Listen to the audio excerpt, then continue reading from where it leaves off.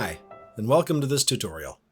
I'm Don from DxO, and today I want to share with you some workflow ideas for using PureRAW alongside the Nik collection. PureRAW is a super flexible tool, so of course there are different ways to work with it. The first way I'd like to share is actually done without launching the standalone application. You can just navigate from within your operating system to the photos you want to work with, select one or more of them, and right-click. Now there is an extra step in Windows 11, but so long as they're RAW files, you'll see some processing possibilities with PureRAW. In this case, I'll choose DeepPRIME XD2, and because Nik collection works so well with TIFFs, I'll choose a TIFF. PureRAW will set to work. When processing is complete, you can just open your optimized files in Nik collection, in this case, Silver Effects, and now you're ready to continue your editing. Another workflow you can use is to launch PureRAW as a standalone application. This will give you access to the queuing system, live preview, batch renaming, and more control over the settings, including the new DeepPRIME XD2. So as you can see, I've got PureRAW open, and I'll just load some images into the lightbox. Next, I need to select one or more images that I want to process in this batch, and then come down here and click on Process.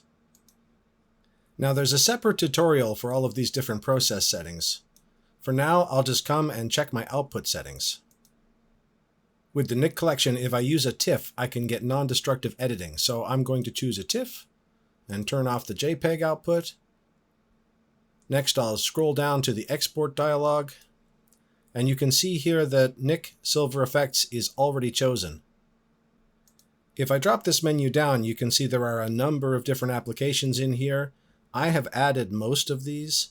Only Adobe Lightroom Classic and Adobe Photoshop will show up automatically if you have them installed. So in order to add a new application, you just come down here to select Software. And if you click on that, that will open up a dialog so you can navigate to and find the executable file. The other thing I'll just quickly mention is don't export after processing. Sometimes you might choose that here, and I'll give you a little tip about that in just a minute. But for now, I'll come back down to Silver Effects, click Apply, and now over to Process Now. Once processing is complete, PureRAW will hand the files over to, in this case, Silver Effects, where you can continue your editing. Now, I mentioned before that sometimes you might choose Don't Export After Processing, and if that's the case, you'll come back to the lightbox. But even from the lightbox, you can send a processed image to an application. Just choose the image, right-click, and do Export to Application. Choose the application in question, and export. And now you're ready to continue your editing in Nik Silver Effects.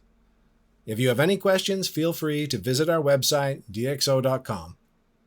Thanks for watching.